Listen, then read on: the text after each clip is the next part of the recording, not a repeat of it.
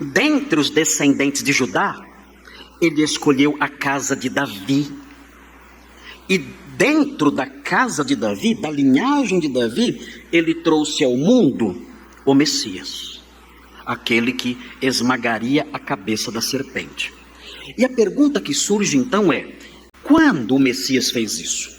Quando o descendente da mulher, quando este homem que veio descendendo dessa linhagem santa ao longo dos séculos, quando ele fez isso? Quando ele esmagou a cabeça da serpente? Nós aprendemos quando ele fez isso, quando nós olhamos para as cartas de Paulo e para a carta aos Hebreus. Nós já temos uma pista de quando ele fez isso. E nós temos essa pista quando nós olhamos para o próprio texto de Gênesis 3,15. Porque Gênesis 3,15 fala que enquanto ele estivesse esmagando a cabeça da serpente, a serpente iria feri-lo. Logo, quando foi que o Messias esmagou a cabeça da serpente? É fácil.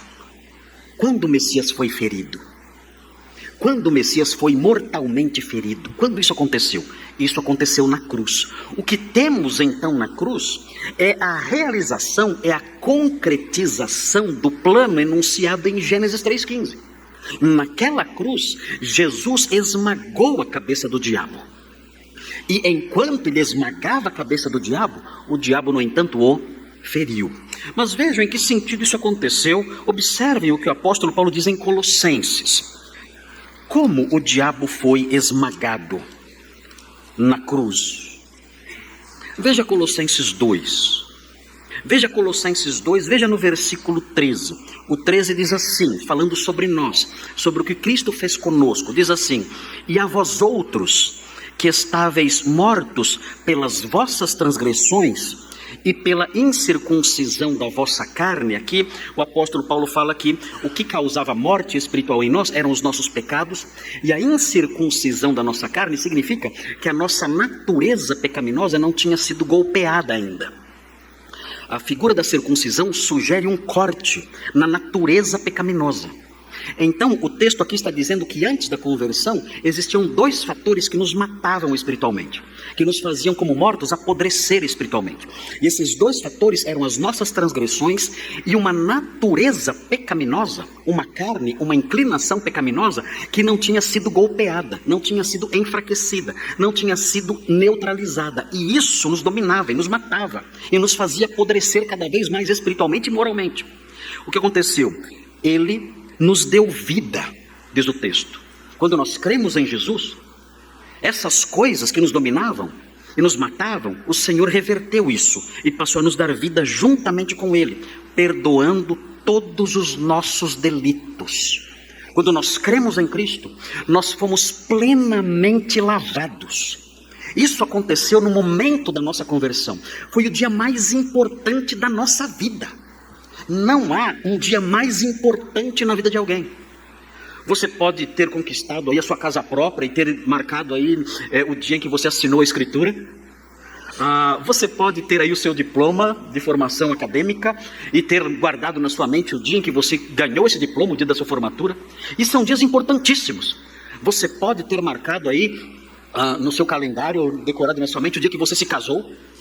E pensar, foi o dia mais importante da minha vida. Simone sempre diz isso.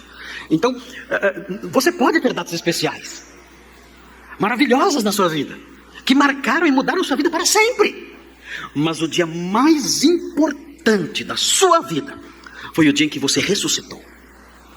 Você estava morto por causa dos seus pecados e por causa da incircuncisão da sua natureza pecaminosa.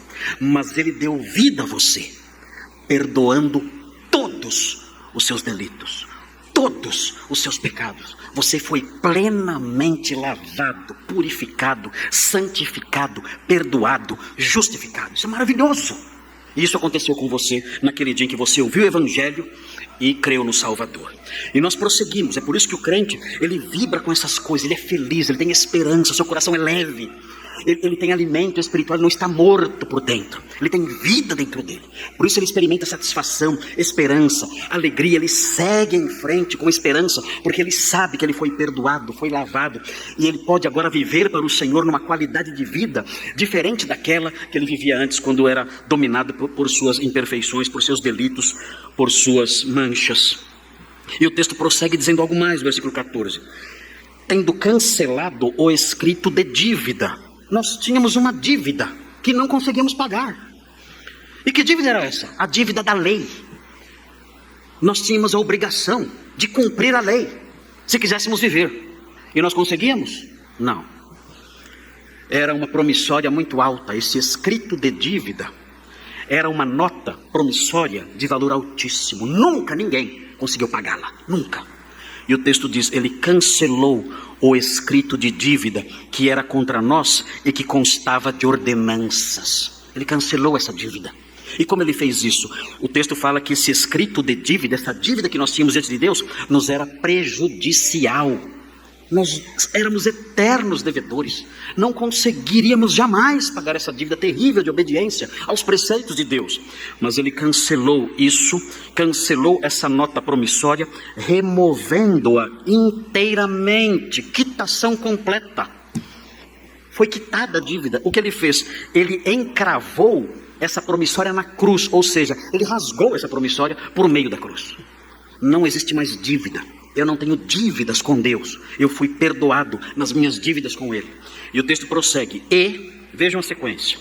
E aqui nós temos o esmagar da cabeça da serpente. E, despojando os principados e as potestades. Essa expressão dupla, principados e potestades, se refere aos demônios, ao mundo espiritual. Satanás está incluído aqui.